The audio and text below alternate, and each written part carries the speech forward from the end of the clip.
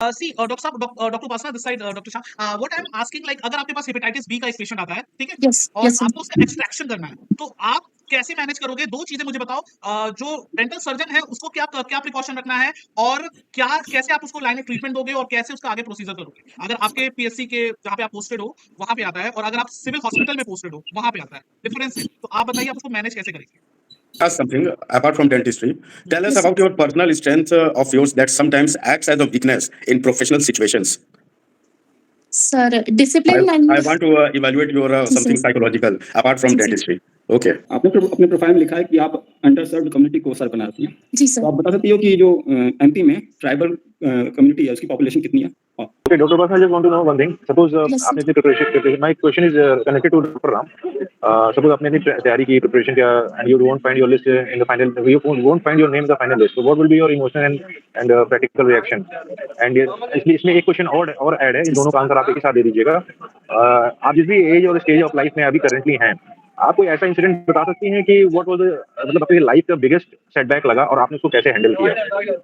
मैं क्वेश्चन आपको सिनेरियो बताती हूँ। सपोज आपके पास एक प्रेग्नेंट फीमेल आती है इन हर थर्ड ट्राइमेस्टर, यस और सीवियर टूथ लेके आती है, उसको माइल्ड स्वेलिंग भी है, और she is already on supplements like iron, folic acid उसने पहले भी लिया है, और भी सप्लीमेंट्स वो ले रही है, बाकी सब उसका प्रेगनेंसी में कोई इशू नहीं है। तो इसको आप कैसे मैनेज करोगे? मैनेजमेंट इसका फर्स्ट स्टेप में क्या होना चाहिए आपका? इसमें मैम आप कोई इंटरवेंशन करोगे या उसको मेडिसिनल ट्रीटमेंट दोगे? मतलब कैसे आप इसको करोगे मैनेज? मैम चूंकि थर्ड ट्राइमेस्टर है, तो इनिशियली मैं अगर उसको पेन ज्यादा है तो पेन किलर जो कि सेफेस्ट पैरासिटामोल होता है वो दूंगी। और अगर मुझे कोई प्रोसीजर करना भी पड़ा तो मैम क्योंकि पोस्टुरल हाइपरटेंशन होने का रहता है, तो उसको एक लेफ्ट लेटरल पोजीशन में डेंटल चेयर पर लिटाकर फिर मैं कोई प्रोसीजर करूंगी, और कोशिश ये रहेगी मेरी कि शॉर्टेस्ट पॉसिबल वे में मैं प्रोसीजर को कंप्लीट करूँ। Yes ma'am. ठीक है, उसमें इसमें आप एक चीज और ऐड कर सकते हो कि आप उसको फॉलो अप पे बुला सकते हो आफ्टर 3 डेज। नहीं, आपने जो बताया ठीक है, बेसिक यही करते हैं। और अगर बहुत ज्यादा नेसेसरी, जैसे पेरिपेकल एब्सेस का केस आता है, कुछ आता है, तो उस केस में हम फर्स्ट ड्रेनेज भी कर सकते हैं। ओके पोजीशन आपने मेंशन करी है, फॉलो बहुत इंपॉर्टेंट होता है इसमें। यस मैम ठीक है, yes ma'am yes ma'am, continue ma'am. Scenario मैं आपको दे सकती हूँ। सपोज जैसे आपके पास बहुत ही लिमिटेड रिसोर्सेज है, कोई स्टाफ नहीं है। सपोज आपकी सीएससी पे जो सीएमएस पोस्टेड है, उन्होंने आपसे कहा कि डॉक्टर साहब आपके पास तो इतना कुछ काम है नहीं, आप एक काम करिए कि जनरल पेशेंट भी देख लीजिए, क्योंकि सीएचसी में बहुत ज्यादा पेशेंट आते हैं। तो आप उनको क्या रिप्लाई करोगे? आप करना चाहते हो, आपकी नॉलेज उतनी है, या किस तरीके से आप उनको डील करोगे? बिकॉज यू हैव मेंशन कि आप नो नहीं कह पाते हो। Yes, ma'am. प्रोफेशनल फ्रंट पे आप ये सिचुएशन कैसे हैंडल करोगे? Okay ma'am, I will manage. ये मैं एक अपॉर्चुनिटी के रूप में देखूंगी मैम कि मुझे जनरल पेशेंट्स यदि मिल रहे हैं तो मैं अपने आप को पहले अपडेट करूंगी कि जनरल केसेस को भी मैं डील कर सकूं। और मैं सर को, क्योंकि वो मेरे सीनियर हैं, बॉस हैं, तो मैं उनको मना नहीं करूंगी और अपने को ही इतना अपडेट करूंगी कि मैं जनरल केसेस भी हैंडल कर सकूं। जनरल केसेस में ओपीडी 100 पेशेंट की आती है मैम मतलब ये मैं आपको प्रैक्टिकल सिनेरियो दे रही हूँ जो मैं खुद फेस करती हूँ यहाँ पे, इसलिए मैं आपको बता रही हूँ। ओके मैम, मैम मैं उसमें ट्राई कर patient- सकती हूँ। ठीक है, आप इस बारे में थोड़ा सोच लेना, ये क्वेश्चन भी आपसे पूछा जा सकता है। Sure ma'am. डॉक्टर अमृत, आप सवाल कर सकते हैं। मैम ये बताइए मेरे को कि आपने अपने प्रोफाइल में लिखा है कि आप बहुत इमोशनल है, तो इन Yes. केस कोई ऐसा पेशेंट आता है जिनको बहुत सीवियर पेन हो रहा है, उस Yes. केस में आपका अप्रोच क्या होगा? सो सीवियर पेन है तो मैं पहले कारण जानने की कोशिश करूंगी कि पेशेंट को इतना सीवियर पेन क्यों है। कोई एब्सेस है, या अगर लोकली ट्रीट हो सकता है तो सर पहले मैं उसको लोकल ट्रीटमेंट के थ्रू ट्रीट करूंगी, लाइक इंसिजन ड्रेनेज देके, और भी उसका प्रॉपर हिस्ट्री लेके कारण जानने की कोशिश करूंगी कि किस कारण से ये प्रॉब्लम हो रही है। अच्छा, और अगर एक और चीज कि जो डेंटल सर्जन है उसकी पोस्टिंग कहाँ हो सकती है? क्या पीएचसी में हो सकती है? नो सर, जहां तक मुझे जानकारी है सर, सीएचसी लेवल पर पोस्टिंग होती है एक डेंटल सर्जन की। आपने स्कूल हेल्थ प्रोग्राम नाम सुना है? School health programme, yes sir. हाँ, ये किस लेवल पे होता है? सर सीएचसी लेवल पर होता है, प्राइमरी हेल्थ सेंटर्स के लेवल पे भी होता है सर। अच्छा, तो अगर पोस्टिंग होती है मान लीजिए आपकी डेंटल सर्जन, तो किस सर्कमस्टेंसेस के अंदर होती है? होती तो है, बट किसके अंदर होती है? ऐसी कौन सी सर्कमस्टेंसेस है जहाँ पे हो सकती है? Sir I am not getting your question sir. PhD में हाँ। अगर आपकी पोस्टिंग हो रही है तो एक स्पेशल सर्कमस्टेंसेस के अंदर होती है। Okay, तो sir. सर्कमस्टेंसेस क्या होते हैं? सर रूरल कैंप्स में रहती हूँ। और सर मुझे रूरल कैंप्स का आइडिया है सर बस। अच्छा, आपने अपने प्रोफाइल में एनओएचपी के बारे में लिखा है, जी सर। इसके बारे में बताएंगे? जी sir, national oral health program ये नेशनल हेल्थ मिशन के अंडर रन हो रहा सेंट्रल गवर्नमेंट का प्रोग्राम है सर, जिसके अंदर बहुत सारी डिफरेंट स्कीम्स हैं, जिसमें आयुष्मान भारत भी कवर होता है, देन मुस्कान क्लिनिक्स भी आते हैं, देन ईदन सेवा एंड टोबैको सेसेशन काउंसलिंग भी इसके अंतर्गत आती है सर। तो अच्छा, तो टोबैको सेशन टोबैको कंट्रोल ठीक है, और आपने भी एनओएसपी की बात की है। इन दोनों को जी, इंटीग्रेट करना है, आपको एक ओपीडी सेटअप करना है रूरल एरिया में, तो आप कैसे जी, इंटीग्रेट करोगे दोनों को? सर मैं अपने अंडर आशा एएनएम इन सबको ट्रेन करूंगी और लोगों को ज्यादा से ज्यादा अवेयरनेस पहुंचाने के लिए उनको उन्हीं की भाषा में आशा एएनएम को बोलूंगी कि आप डिफरेंट विजुअल एड्स के थ्रू, मॉडल्स के थ्रू उनको ये बातें समझाइए कि इससे क्या हो सकता है, कैसे ओरल कैंसर डेवलप हो सकता है, टोबैको सेसेशन क्यों जरूरी है और किस तरह से हम इनको छोड़ सकते हैं। उनका प्रॉपर फॉलो अप रखूंगी, रिकॉर्ड मेंटेन करूंगी सर। सपोज आपने ओपीडी सेटअप करना है, बट वहाँ पे रिसोर्सेज है ही नहीं, और रिसोर्सेज आने में बहुत टाइम लग रहा है, तो जब तक रिसोर्सेज आ रहे हैं तब तक आपका क्या अप्रोच होगा? सर मेरे पास जो अवेलेबल इंस्ट्रूमेंट्स होंगे मैं उनसे जनरल ट्रीटमेंट प्रोवाइड करूंगी और फोकस मेरा सर एआरटीज पे होगा, जो एट्रोमेटिक रेस्टोरेशन में कर सकती हूँ वो कर सकूंगी सर। एंड ज्यादातर मेरा फोकस प्रिवेंशन पे होगा सर, बिकॉज यदि मेरा प्रिवेंटिव अप्रोच रहेगा तो डिसीज बर्डन को मैं इफेक्टिवली कम कर पाऊंगी। आपने प्रिवेंशन टेक्निक पे जोर दिया है, जी सर। तो आप मुझे प्रोएक्टिव और रिएक्टिव अप्रोच के बीच में डिफरेंस बता सकती हैं? प्रोएक्टिव और प्रोएक्टिव रिएक्टिव। जी सर, प्रोएक्टिव अप्रोच जनरली जो हमारे प्रिवेंटिव हेल्थ प्रोग्राम्स होते हैं वो सब होते हैं। रिएक्टिव अप्रोच वाज लाइक एक डेंटिस्ट अपने क्लिनिक में जो ट्रीटमेंट कर रहा है वो रिएक्टिव अप्रोच होगा, वाइल कोई एडमिनिस्ट्रेटर या जो बड़े लेवल पे हेल्थ केयर पॉलिसीज चल रही हैं, जो गवर्नमेंट हेल्थ केयर पॉलिसीज चला रही है, तो वो प्रोएक्टिव अप्रोच है सर। तो कभी-कभी ऐसा होता है ना, प्रोएक्टिव अप्रोच अपनाने पर भी क्या होता है, जो भी अंदर जो प्रॉब्लम होती है वो तब तक सामने नहीं आती जब तक एक बड़ा रूप ना ले। तो उस केस में आपको बैकवर्ड जाना पड़ता है, रिएक्टिव से प्रोएक्टिव जाना पड़ता है। तो उस केस में आपका अप्रोच क्या होगा? Sorry sir. कोई बात नहीं। अच्छा, ये बताइए कि जो डेंटल सर्जन है वो एक गेजेटेड ऑफिसर है, ये किस क्लास के अंदर आता है? Sir class 2 gazetted officer. इसके अंदर क्या-क्या अथॉरिटी है?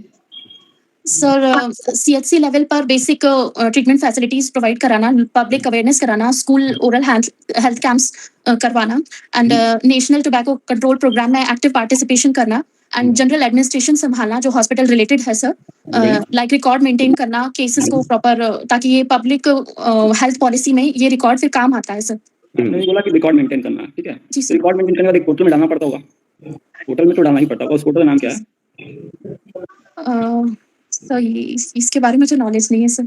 पीएचसी और सीएचसी में आप किसको रिपोर्ट करोगे? आपके ऊपर कौन सा ऑफिसर होगा? Sir block medical officer. Good good. अगर डिस्ट्रिक्ट हॉस्पिटल में आपकी पोस्टिंग हुई तो?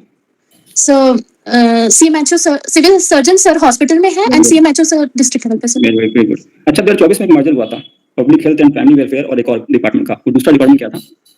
सर लोक स्वास्थ्य एंड कल्याण विभाग, लोक स्वास्थ्य एंड परिवार कल्याण विभाग दोनों को मर्ज करके बनाया गया था सर। इसका मोटिव क्या था? सर मर्जर का मोटिव, हाँ, कोई भी मर्जर होता है ना, कोई भी स्कीम आती है, गवर्नमेंट का एक मोटिव होता है, उसके पीछे उसका एक एजेंडा होता है। तो उसका इसके पीछे क्या एजेंडा था? कुछ स्ट्रीमलाइन करना था, दो चीजों को स्ट्रीमलाइन करना था, बस दो चीज क्या थी? सर इसको पढ़ना पड़ेगा है कोई बात नहीं, नॉलेज। जी सर। हाँ, पूछिए। और एक और बात, जो ये public health and family welfare department है, ये इसके किसके अंदर आता है, किस मिनिस्टर के अंदर आता है? सर जो हमारे हेल्थ मिनिस्टर हैं माननीय श्री राजेंद्र शुक्ला जी, जो उप मुख्यमंत्री भी हैं हमारे मध्य प्रदेश के। उनके पास कोई और भी कैबिनेट है क्या? कोई और भी मिनिस्ट्री है? किसी हेल्थ मिनिस्ट्री है? सर है, बट मैं अभी रिकॉल नहीं कर पा रही हूँ, मैंने पढ़ा है सर, है कोई बात रिकॉल नहीं कर पा रही हूँ। अच्छा, आयुष्मान जो मिशन है, जो आयुष्मान स्कीम, उसके लिए कितना बजट एलोकेट हुआ है रफली, टेंटेटिव आइडिया? सर लगभग 9% of health budget, union health budget. अच्छा, और हेल्थ बजट कितना है? 1 लाख करोड़ के ऊपर या near about 1 lakh crore health, union health budget sir. अच्छा, और पूरे एमपी में जितने भी हॉस्पिटल और बेड्स कितने हैं, डाटो अपना? Number of beds sir idea नहीं है इसका। आप पढ़ के जाएगा। और बीएससी कितनी है और सीएससी कितनी है? रफली आइडिया, रफली। पीएचसी नियर अबाउट 1700 है एंड सीएचसी 138 है शायद, मैंने पढ़ा है सर। कोई बात नहीं, ठीक है। ओके अमृत जी, मैं थोड़े से मैं ये कहना चाहता हूँ कि अगर आपने एक्सट्रैक्शन किया, ठीक है डॉक्टर साहब, जी तो सर। अगर उसमें टूथ लेफ्ट रह गया तो आपके क्या प्रोसीजर्स होंगे? आप आरसीटी कर रहे हो और गलती से वहां पे रह गया, आपके क्या प्रोसीजर्स होंगे? सर इंस्ट्रूमेंट रह गया या टूथ रह गया? टूथ के रूट में टूथ रह का कुछ हिस्सा रह गया। कुछ रह अच्छा सर मैं पेशेंट को इन्फॉर्म करूंगी सबसे पहले एंड एक्सरे करके देखूंगी कि क्या पोर्शन कहाँ पर रह गया है, कितना। यदि मैं उसको रिट्रीव कर पाई तो इट्स ओके, बट मैं नहीं तो फिर ओरल एंड मैक्सिलोफेशियल सर्जन के पास उनको रेफर करूंगी सर। ठीक है, आप DMFT इंडेक्स जानती हैं? उसके जी बारे में सर, बताइए। जी सर। सर ये डेंटल केरीज के लिए की प्रेवलेंस देखने के लिए ये पब्लिक हेल्थ इंडिकेटर है, जिसमें हम decayed teeth due to dental caries, missing teeth due to dental caries and fill teeth को हम एग्जामिन करते हैं। और ड्रिंकिंग वाटर में फ्लोराइड कंसंट्रेशन कितना होना चाहिए? Sir 0.7 to 1 parts per million. 1.2। Okay sir. And आप ये बताइए कि विलेजेस में अगर आप पोस्टेड हैं, आप कैसे अवेयरनेस फैलाएंगे? जैसे कोई पेशेंट है, जैसे आपने ट्राइब की बात की, और ट्राइब्स क्या होते हैं, बहुत ज्यादा लिटरेट नहीं होते हैं, ठीक है, बहुत Right. अनलिटरेट है, मतलब इलिटरेट है, और बहुत सारी अनएजुकेशन है, वो डर रहे हैं, आपको कहीं पे भेजा गया है, तो आप कैंप लगा रहे हैं, तो आप कैसे मैनेज करेंगे? अगर आपको एक अथॉरिटी मिल रही है, तो आप कैसे मैनेज करेंगे और उस कैंप को सक्सेसफुल रन कैसे कराएंगे? ये चीज। सर अगेन मैं वहाँ पर जो कम्युनिटी हेल्थ वर्कर्स आशा हैं और आप उनको। क्या प्रोसीजर्स वहां करेंगे उस वक्त, उस कैंप के? Okay sir. मतलब अपने साथ क्या-क्या ले जाएँगे, और अपनी, अगर मैंने आपको पूरी अथॉरिटी दी, आपके सीनियर्स ने, कि आप ही पूरा टीम सेट करो, और क्या-क्या इंस्ट्रूमेंट आपके साथ जाएँगे, क्या डेंटल प्रोसीजर्स रहेंगे, और कैसे आप उस चीज़ को मैनेज करोगे?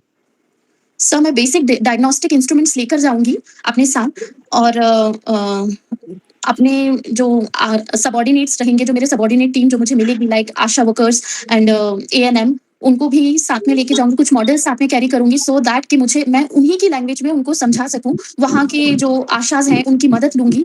और मेरी कोशिश ये रहेगी, ऐसा क्या होता है सर कि जो विलेजर्स होते हैं वो थोड़ा अपने मुखिया की बात ज्यादा सुनते हैं, तो जो उनके मुखिया रहेंगे या जो उनके ट्रेडिशनल हीलर्स होते हैं सर, उनको वो ज्यादा मानते हैं, तो मैं उनको वो ट्रीटमेंट समझाने की कोशिश करूंगी, उनको वो अवेयरनेस दिलाने की कोशिश करूंगी, ताकि वो अपनी कम्युनिटी को समझा सके सर। ये एक पॉइंट है जो बहुत ऑफिसर्स पहले यही करते हैं। अच्छा, आप ये बताइए, आप इंटीग्रिटी चुनना चाहेंगी कि एम्पैथी चुनना चाहेंगी? दोनों में से क्या चुनना चाहेंगे इस पूरे प्रोफेशन में?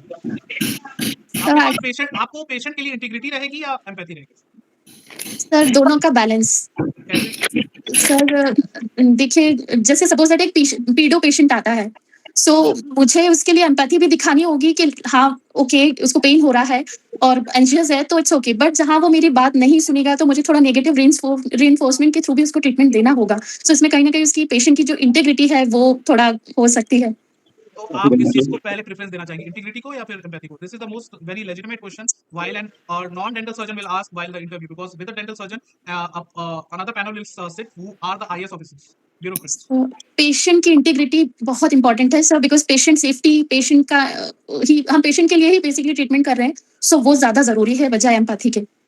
ठीक है, अगर आपकी एक ऐसी सिचुएशन आती है जहाँ पे आपको ऐसी जगह पोस्टेड है जहाँ पे थोड़ा कम्युनल लेवल, और जैसे यूपी में अलीगढ़ है, या फिर कई जगह ऐसे होते हैं जहाँ पे कम्युनल जैसे होने बहुत ज्यादा चांसेस होते हैं, तो आप उस चीज में, ऐसे सिनेरियो में क्या क्या आप मेजर्स लेंगे, और जो अभी अटैक्स हो रहे हैं डॉक्टर्स पे या डेंटिस्ट पे, आप उस सिनेरियो में कैसे चीजों का हैंडल करेंगे अगर ऐसा मास एक्सप्लोड होता है या फिर ऐसी चीजें होती हैं? सो लाइन ऑफ कंट्रोल क्या है? सर मैं अपनी सीनियर्स को सबसे पहले नोटिस में लाऊंगी, इस तरह की कुछ प्रॉब्लम होती है तो, और जो लोकल प्रशासन है सर उसकी भी मदद लूंगी। और सर कुछ एक्ट्स हैं इंडियन पीनल कोड के जो हमारे फेवर में बोलते हैं, जो हमें प्रोटेक्शन प्रोवाइड कराते हैं। सर मैंने पढ़ा था पर अभी मैं भूल गई हूँ। कोई बात नहीं। Whatever ठीक है, you पढ़ know. लीजिएगा। जी सर। ठीक है, जी आप मैम। जो भी वहां बोलेंगे याद रखिएगा, वो चीज आपको आनी चाहिए, नहीं आती है तो आप उस चीज को छुएंगे नहीं, क्योंकि नेक्स्ट क्वेश्चन इंटरव्यूअर उसी से पूछेगा। यस, डॉक्टर लिशो, आप कुछ पूछना चाहते हैं मैम? हाँ जी, मैं ये पूछना चाहती हूँ जैसे कि आपने इलिटरेट पॉपुलेशन और विलेजर्स की बात करी है, सपोज आप कैंप में जा रहे हो, ठीक जी है? मैम। वहाँ पे बहुत सारे पेशेंट हैं, जैसे मध्य प्रदेश में भी टोबैको प्रेवलेंट एरिया है, वहाँ पे लोग गुटखा, तम्बाकू सब बहुत खाते हैं। तो आपके पास वही ज़्यादा से ज़्यादा पेशेंट मान लीजिए आ रहे हैं, तो उसमें आपको आपके दिमाग में आता है कि अरे ये तो टोबैको च्यूअर है 20+ ईयर से, इसमें मुझे ओरल स्क्रीनिंग सबसे पहले करनी चाहिए। तो आप उसके स्टेप्स, आपको कुछ आइडिया है ओरल स्क्रीनिंग में हम कैसे स्टार्ट करते हैं, क्या करते हैं हम उसमें? मैम सीक्वेंस प्रॉपर याद नहीं मैं है ये मैम। पूछना चाहती हूँ कि जैसे आप स्क्रीन कर रहे हो किसी प्री कैंसरस कंडीशन को, तो आप उसमें जो स्क्रीनिंग करते हो, उसमें सबसे पहले आप क्या देखते हो? मैम म्यूकोजा का कलर कंसिस्टेंसी देखती हूँ, हेल्दी है नहीं है, ओरल म्यूकोजा पे यदि कोई लीजन है तो नॉन हीलिंग टाइप का अल्सर तो नहीं है, एंड नॉन हीलिंग अल्सर है तो वो उनसे पेशेंट से पूछूंगी कि कब से है। If it is more than 3 weeks then only we can predict actually. जब तक हम बायोप्सी नहीं कर लेंगे तब तक हम ये नहीं बोल सकते कि it is carcinoma, and depending on white lesion और मतलब पैचेस हैं या इंड्यूरेशन है, ये सब भी हम कार्सिनोमा केस में देखते हैं मैम। ठीक है, ओरल कैविटी के अंदर कौन सी ऐसी 3 साइट्स हैं जो मोस्ट प्रेवलेंट होती हैं, जो आपको 100% चेक करनी ही है स्क्रीनिंग में? आप सपोज आपके पास टाइम नहीं है या आपके दिमाग से निकल गया है, जो भी है। 3 ऐसी साइट्स होती हैं ओरल कैविटी के अंदर जो हमें ज़रूर देखनी है, तो उनके बारे उनका नाम आप बता सकते हो? Ma'am buccal mucosa and tongue and then lip also. ठीक है, इसमें जो आपने आंसर दिया उसमें से एक ही करेक्ट है, वो भी पार्शियली करेक्ट है। इसके बारे में थोड़ा पढ़िएगा। Sure ma'am. ठीक है, मैं आपको बता देती हूँ। एक तो लेटरल साइड ऑफ टंग हमें देखना है जरूर। ठीक है, फ्लोर ऑफ द माउथ देखना है। बक्कल म्यूकोसा के बगल में लेटरोमोलर पैड होता है, वो देखना है। Okay ma'am. ठीक है, तो ये आंसर आप थोड़ा इसके बारे में देख लीजिए, क्योंकि प्री कैंसरस कंडीशन रीजन्स के पेशेंट आपको डेली बेसिस पे ओपीडी में मिलेंगे, तो इस बारे में आपसे क्वेश्चन पूछा जा सकता है। Sure ma'am. Non healing ulcer greater than 2 weeks. Greater than 2 weeks. Okay ma'am. ठीक है, तो इसमें जैसे कि बहुत ही अनपढ़ पेशेंट है, उसको कुछ नहीं पता इस बारे में, आपके पास आता है कि मैडम हमारा मुंह नहीं खुल रहा, हमारे मुंह में सिर्फ एक ही सिंगल जा रही है, हम खाना नहीं खा पा रहे हैं, तो इसमें वो कहेगा ठीक कर दीजिए, दवाई से ठीक हो जाएंगे। तो आप इसमें पेशेंट को कैसे समझाओगे, कैसे उसको काउंसिल करोगे कि वो टोबैको खाना छोड़ दे, या नहीं खाना छोड़ रहा है, आप उसको कैसे उसको कन्विंस करोगे कि वो हायर सेंटर पे चला जाए एटलीस्ट। Okay ma'am. मैम मैं उसको पिक्चर्स दिखाऊंगी कि उसके साथ ये प्रॉब्लम है, और उसको समझाऊंगी ये इतने आसानी से नहीं जाएगा, क्योंकि काफी लंबे समय से उसने टोबैको च्यूइंग हैबिट या पर्टिकुलरली अरेका नट को उसने जो रखना चालू किया उससे फाइब्रोसिस हो गया है। मतलब उसको आम भाषा में समझाऊंगी कि वहां पर धागे बन गए हैं और उस कारण से म्यूकोजा मुंह उसका खुल नहीं रहा है, और ये इस जगह पर नहीं हो सकता है। उसके लिए एक स्पेशलिस्ट चाहिए जो वो उस प्रॉब्लम को सॉल्व कर पाएगा। आपको उसको उसी की लैंग्वेज में समझाना है, ये आपने काफी बार मेंशन किया है ना, तो इसलिए इस सिचुएशन में ये जरूर बोलिएगा अगर पूछा जाता है तो। ठीक है, और दूसरी चीज फॉलो अप। Okay ma'am. ठीक है। फॉलो अप अच्छा, सीएससी सेंटर पे हो सकता है। मैम एक सवाल है, अगर आपके पास सिर्फ एक कोर्स है, ठीक है, बहुत लिमिटेड इंस्ट्रूमेंट्स है, और आप जैसे मैम ने बताया कि ओपीडी में 100 से ज्यादा पेशेंट आ जाते हैं, और उस वक्त आपके पास 30-40 पेशेंट, और उस वक्त आपका स्टाफ भी नहीं आया, अक्सर ऐसा होता है, और आपको अकेले हैंडल करना है, तो आप कैसे हैंडल करोगे इस सिचुएशन को? ये बहुत प्रैक्टिकल है, जो आपको कभी-कभी ना कभी फेस करना पड़ सकता है। सर कोल्ड स्टरलाइजेशन जैसा भी कुछ नहीं रहेगा क्या सर? हाँ, नहीं है। थिंक ये कुछ ब्रॉडकास्ट हो रहा है। ये हाँ, सबके मोबाइल पर भी आ रहा है। ये इंडियन गवर्नमेंट ने कुछ वो दिया है, इंडियन गवर्नमेंट का आ रहा है इमरजेंसी वो ये बस एक मॉक ड्रिल है। हाँ, आपको मॉक ड्रिल के भी क्वेश्चन पूछूंगा। It's a mock drill from the ministry that if some natural things happens like cyclone or that, so it's they are just testing. Just ignore that. Just tell me one thing. What are the mock drills during the PSC if it comes? Can you mock please drills आपके PSC में क्या आपको करवाने चाहिए? आपके authorities आपको क्या mock drills बोलेंगे करने के लिए, आपको पता है? No sir, I have no idea. ठीक। ओके, डॉक्टर राम, आप पूछ सकते हैं सवाल।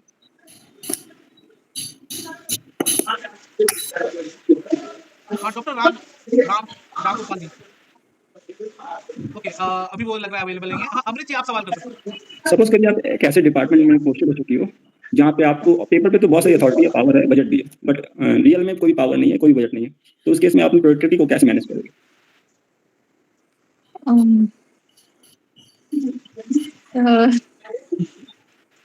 ठीक है, कोई बात नहीं। Next question. No idea.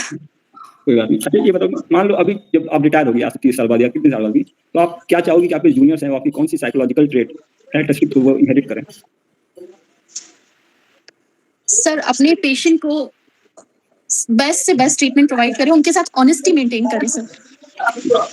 आपने अपने प्रोफाइल में लिखा है कि आप इमोशनल हैं, तो आप कभी-कभी क्या होता है ना कि आप एक डॉक्टर बहुत सारे पेशेंट का इलाज करते वक्त इतने सारे पेशेंट आते हैं कि वो इमोशनली नम हो जाता है, वो फील नहीं कर पाता, तो उस केस में एम्पैथी थोड़ी कम हो जाती है, तो उस केस को आप कैसे अवॉइड करोगे? ठीक है। Okay, my question. Can I ask Dr. Ram? Dr. Ram, I just want to know कि जो criticisms आते हैं peers के थ्रू, क्या-क्या आते हैं और उसको आप कैसे हैंडल करेंगे? Sir, your voice is not audible clearly. I'm saying it once more. जैसे आप criticism जो आपको मिलते हैं from peers, Yes, sir. वो what kind of criticism do you face और आप उसको कैसे हैंडल करेंगे? तो मेरे साथ वही प्रॉब्लम होती है कि मैं सबको मना नहीं कर पाती हूँ, और उस चक्कर में वर्कलोड बहुत ज्यादा हो जाता है, but still I am practising, और मैं कोशिश करती हूँ उसको बैलेंस करने का, बियॉन्ड द लिमिट जाके किसी को नहीं उतना एंटरटेन करती हूँ। राइट नाउ अब मैं अपने ऊपर फोकस कर रही हूँ सर। डॉक्टर पास ना, सपोज आप अपनी सीएचसी पे ओपीडी में हो, ठीक है, Yes, और ma'am. आपने वही रेजिडेंस में ले रखा है, वहीं रहते हो कैंपस में, और आप लंच ब्रेक के लिए अपने रूम में चले गए, उतनी देर में आपके ओपीडी में कोई और स्टाफ नहीं है, आपके पास कोई पेशेंट आ जाता है, वो देखता है कि डॉक्टर साहब तो है नहीं, चेंबर खाली है, Okay. और वो आपकी जाके सीएमएस से कंप्लेन कर देता है कि डॉक्टर साहब तो है ही नहीं, जब भी आते हैं, और वो ये चीज उसमें ऐड करता है कि जब भी आते हैं डॉक्टर साहब मिलती नहीं है, और आपके सीएमएस आपको कॉल करते हैं, तो आप उनको कैसे रिएक्ट करोगे? इमीडिएट रिएक्शन आप इस चीज को कैसे हैंडल करोगे? आप उनको क्या एक्सप्लेनेशन दोगे? क्योंकि बगल में पेशेंट वो जो पेशेंट है वो भी खड़ा हुआ है, उसको भी पॉजिटिव आंसर चाहिए, और आपने अपनी तरफ से कोई गलती नहीं की है, तो आप सिचुएशन को कैसे हैंडल करोगे? ओके मैम, ऐसा कई बार हो सकता है। मैं काम डाउन रहूँगी सबसे पहले, इंस्टेंट रिएक्शन नहीं दूँगी। बिल्कुल। और अगर सीनियर ने बोल भी दिया तो मैं हाइपर नहीं होऊँगी। मैं पोलाइटली उनको आंसर करूँगी, सिचुएशन समझाने की कोशिश करूँगी और आगे यही बोलूँगी कि सर आगे दोबारा से इस तरह से नहीं होगा। आप उनको ये कह सकती हैं कि मैं लंच ब्रेक के लिए गई थी बिकॉज़ दैट्स माय राइट, और उतनी देर में अगर पेशेंट आ जाता है तो उसमें मेरी गलती नहीं है, और मैंने पेशेंट को ट्रीटमेंट करने से डिनाई नहीं किया है। अगर वो आ जाता है, किसी ने इन्फॉर्म नहीं किया, तो उसमें आप जो है नहीं है कल्प्रिट। तो आप उनको ये बोल सकते हैं, वहाँ पे जाके सीएमएस सर के ऑफिस में पेशेंट को कामली समझा सकते हैं और उनको बोल सकते हैं कि ये सिचुएशन है। एक क्वेश्चन मैं पूछना चाहती हूँ आपसे, are you aware about the different types of dental pain जो अलग-अलग सिचुएशंस होती हैं? Yes ma'am, can you severe elaborate some? Severe throbbing pain जो होता है, सॉरी एक्यूट पेन होता है, जो कि या क्रोनिक लिंगरिंग पेन भी होता है जो लंबे समय तक रहता है। एक्यूट पेन में तुरंत जैसे कुछ खाया एंड उससे ट्रिगर हो गया और फिर कुछ समय बाद सबसाइड भी हो गया, बट क्रोनिक पेन कंटिन्यूअसली बना रहता है, कभी भी हो जाता है और फिर सबसाइड हो जाता है। ये तो And- आपने पेन का डिफरेंशिएशन कर दिया, क्रोनिक और एक्यूट। मैं डेंटल कंडीशन पूछ रही हूँ, जैसे कि एक्यूट पल्पाइटिस हो गया या सपोज पेरिकोरोनाइटिस हो गया, ये मैं हाँ, आपसे ये पूछना चाह रही थी। तो इसमें 4-5 सिचुएशन होती है बेसिक डेंटल सेटअप में, जैसे एक्यूट पल्पाइटिस, पेरिकोरोनाइटिस, एक्सट्रैक्शन के बाद का जो पेन होता है, एक सिचुएशन ये हो Post गई है, extraction pain, या yes, yes. हाँ, या फिर Okay. पेरिपाइटल एब्सिस। Okay ma'am. ये मतलब टेंटेटिव सिचुएशंस हैं जो आपके पास डे टू डे ओपीडी में आती हैं। तो इसमें जो different types of antibiotics prescribe की जाती हैं, या आप उसमें सेम एंटीबायोटिक दोगे या एनाल्जेसिक कौन सा दोगे, इसमें थोड़ा आप बताइए मुझे। सपोज आपके पास एक्यूट पल्पाइटिस का एक पेशेंट है, एक पेरिकोरोनाइटिस का पेशेंट है, दो अलग-अलग Yes, सिचुएशंस। इसमें आप एनाल्जेसिक क्या दोगे और एंटीबायोटिक क्या दोगे?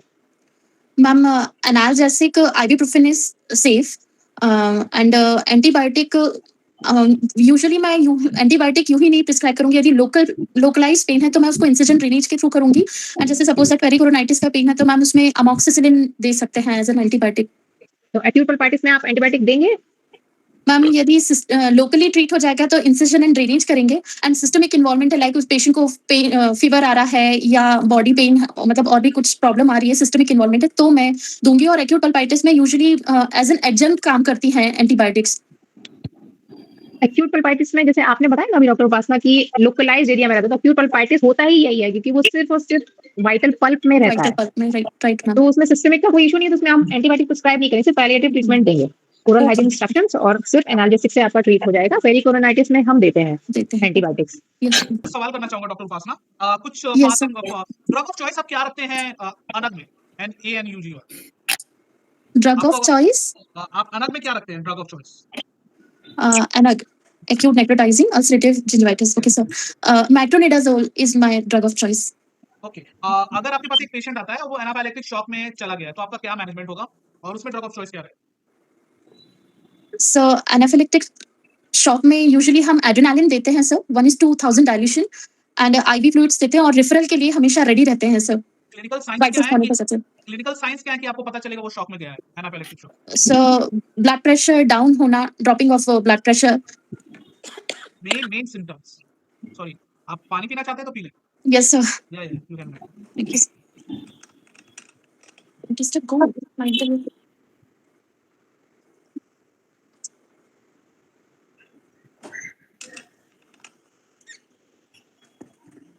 Sir. हाँ, आप ये बताएं क्या मेन सिम्टम्स होंगे कि आप बताएंगे एनाफाइलेक्टिक शॉक में है patient? So sudden dropping of blood, breathing issues होंगे, रैशेस होंगे, रैशेस itching होंगे, बहुत itching ज्यादा, होगी। बर्दाश्त नहीं होगा, बहुत एंशियस होगा, वो तुरंत उठ के भागना चाहे, ये सारी चीजें होती है जब वो शॉक में जा रहा हो। ठीक है, तो लाइन ऑफ ट्रीटमेंट क्या हो? सब वाइटल्स को मॉनिटर करना, सबसे पहले तो सर एड्रेनालिन देंगे हम आईएम रूट से, एंड पेशेंट को सबसे पहले आईवी एड्रेनालिन फ्लूइड्स दे दोगे देंगे। पेशेंट को? नहीं, देखिए, आप वन बाय वन बताइए आप कैसे ट्रीट करेंगे, अगर आपके सर सामने एंटीहिस्टामिन्स देंगे एंड आईवी फ्लूइड्स। आप सबसे पहले सारे प्रोसीजर्स को रोकेंगे।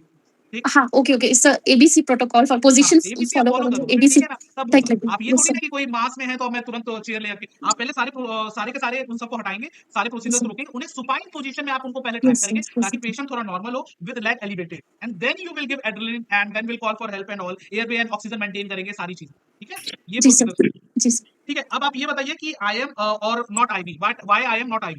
आप उस वक्त जो आप इंट्रा मस्कुलर में देना चाह रहे हैं, आप इंट्रा सीधे IV क्यों नहीं देते?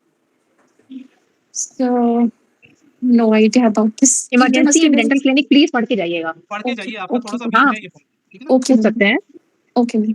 अच्छा, सिंकोप और एनाफाइलेक्सिस में क्या अंतर होता है? सर सिंकोप वेज़ोवेगल रिफ्लेक्स के कारण होता है सर, उसमें सेरेब्रल फ्लो जो है रिड्यूस हो जाता है, जबकि anaphylaxis is a hyper sensitivity reaction sir. ठीक है, ब्रोंकोस्पाज्म वर्सेस एनाफाइलेक्सिस में आप क्या बोलोगे? ब्रोंकोस्पाज्म में सर ब्रोंकियोल्स में डिफरेंस कैसे है? देखिए, ब्रोंकोस्पाज्म में व्हीज साउंड आती है, व्हीज। बीस एस्थमेटिक्स में जो होता है जी सर। हाँ, व्हीज जब आप व्हीज सांस साउंड, लेते हो हाँ, ना, तो आपकी हाँ, घर्षण हाँ। सी आती है, व्हीज साउंड राइट आता है, राइट सर। उसको ब्रोंकोस्पाज्म कहते हैं। और जब एनाफाइलेक्सिस और ब्रोंकोस्पाज्म में आप देखते हो तो स्किन और उसमें डिफरेंसेस आते हैं। आप समझिए, बहुत there is a thin line between it, ठीक है? जी सर। आप इमरजेंसीज पढ़ के चलिएगा, बहुत जरूरी है। Sure sir. ठीक है, डॉक्टर उपासना, आप डेंटल सेटअप में ब्लीडिंग के बारे में, जो इमरजेंसी है थोड़ा वीक है, लेकिन आप कुछ बता सकती हैं? सपोज जी आपने सर, एक्सट्रैक्शन जी किया मैम, किसी जी मैम। पेशेंट का, बहुत ही इजीली एक्सट्रैक्शन हो गया, लेकिन पेशेंट जो है 40-50 years of age female patient है, और उसको अचानक से ब्लीडिंग होने लगी सॉकेट में से। आपने प्रेशर पैक सारे प्रोटोकॉल फॉलो किए, तो उस केस में आप फर्स्ट स्टेप क्या करोगे?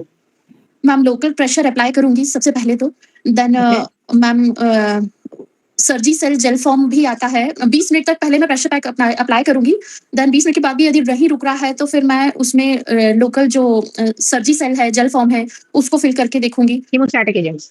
Yes ma'am, chemostatic agents apply ठीक है, करूंगी। सबसे पहले जो आप पैक अप्लाई कर रहे हो ना, उसमें जो हम जो कॉटन या गॉज जो भी यूज कर रहे हैं, उसमें लिग्नोकेन और एड्रेनालिन जो आप सॉल्यूशन यूज करते हो एनेस्थीसिया के लिए, उसको सोक करके और उसको प्रेशर के साथ जो आपने बताया उसको करेंगे, तो 50% ऑफ पेशेंट में उसी से ब्लीडिंग जो है सबसाइड हो जाती है मेजॉरिटी ऑफ केसेस में। Okay. और सर्जी सेल हीमोस्टैटिक एजेंट जनरली क्या है, सीएचसी में अवेलेबल नहीं होता है। अगर आप लेके आते हो तो बहुत ही अच्छा है, अगर आप डिमांड करोगे मिलेगा, बट ये है मेन जो आपका आंसर है, ये होना चाहिए। Okay. सबसे पहले तो डॉक्टर श्याम ने कहा कि हम सारे प्रोसीजर्स रोक देंगे, वो तो बोलना ही है। हाँ ठीक है। ओके, वो मेरा मिस हो गया था मैम, सॉरी फॉर नहीं, दैट। ठीक है। आई ये प्रैक्टिस। है, आप सबसे पहले यही करते हैं। और मॉक ड्रिल्स जो होते हैं, सबसे पहले आप ऐसी जगह ढूंढेंगे जहां पे आपकी सेफ्टी सबसे ज्यादा मैटर करती है, और आप जितने भी पेशेंट्स हैं आप उनको आइसोलेट करेंगे, वहां से निकालने में सबसे पहले आपका ये रोल होता है, ठीक है?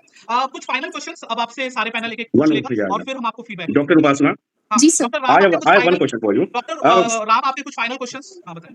Yeah. I have one question. Which medical college in MP recently installed the state's first AI-driven robotic surgery system? Do you know it?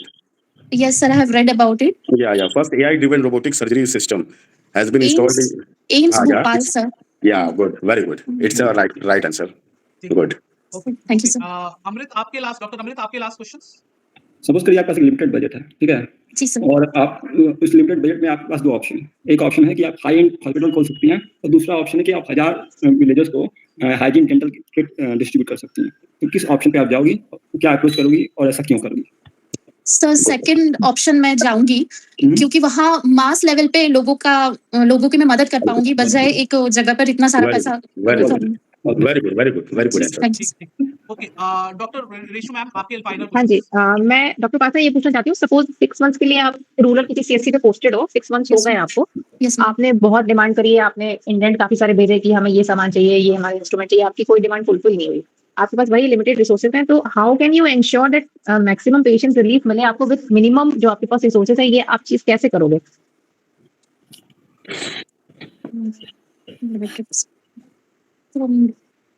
Ma'am no idea about. Maximum patient relief मिले आपके minimum resources से, ये चीज आपको आनी चाहिए, क्योंकि बिल्कुल। यही आपको फेस करना है।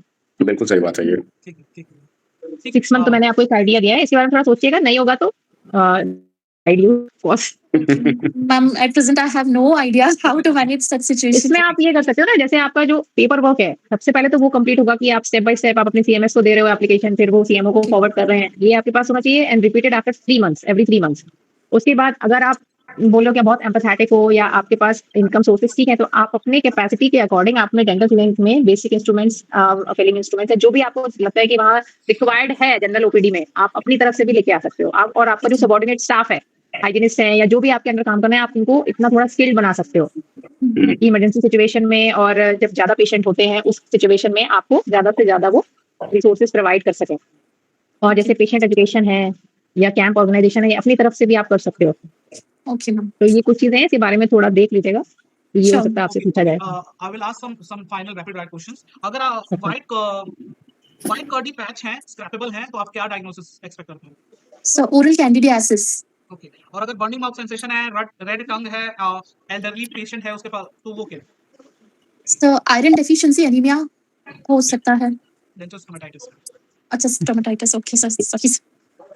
अच्छा, जो अच्छा वेसाइकल्स elderly people. हाँ, Okay elderly sir. है। Elderly then dental vesicles stomatitis. Vesicles that rupture to ulcer on lip, So herpes, acute herpes case. Yeah. ठीक है? And painful unilateral vesicles along nerve, Painful unilateral vesicles vesicle हाँ, along nerve along now. So varicella zosters, हल्की दूसरी है। herpes zoster. Yeah. अच्छा, painless indurated ulcer, exerted everted margins, So syphilitic chancre. I'm not so sure sir. oral squamous cell carcinoma, अच्छा indurated. Okay Yeah, sorry indurated. that I mistaken. ठीक है? If the patient have severe pain 2 to 3 days after extraction, empty socket, what you will say? So dry socket, alveolar osteitis. Yes, good, good. Punched out papillae होते हैं, bleeding and helicrosis भी है patient के अंदर, तो आप क्या बोलोगे? So please repeat. सी देखिए, punched out lesions है, पेपिली जो है वो punched out है, Punched out. हाँ punched Okay. out है, ठीक है? और bleeding हो रही है और हेलियोस्टेटिस जो केस है वो भी So है, acute necrotizing ulcerative gingivitis जो मैंने sir. आपको उस वक्त पूछा था वो, जी sir. ठीक है? फाइब्रस बैंड्स हैं, फाइब्रस बैंड्स हैं, reduced mouth opening है, एरिया, तो जो हिस्ट्री होगी वो क्या होगी? So tobacco, areca nut chewing होगी and oral submucous fibrosis. ठीक है? अब एक लास्ट जो कोपलिक स्पॉट्स होते हैं ऑन बकल म्यूकोसा, उसे क्या कहते हैं? मीजल्स है। Measles. Okay sir, मैंने पढ़ा था. ठीक है? Recording था. जी sir. ठीक है, ठीक है। अब आपसे मैं एक सवाल करना चाहता हूँ। जी With sir. male dominating society में, once you are facing this, how you will look about yourself being a woman sitting in a place where many males are there, in the higher authority also, with your colleagues also, how you will manage, how you see if they try to stop you, and how will you react to the situations if they are not listening and they are mocking like what a woman can do. So what you feel like and how you will accelerate this situation in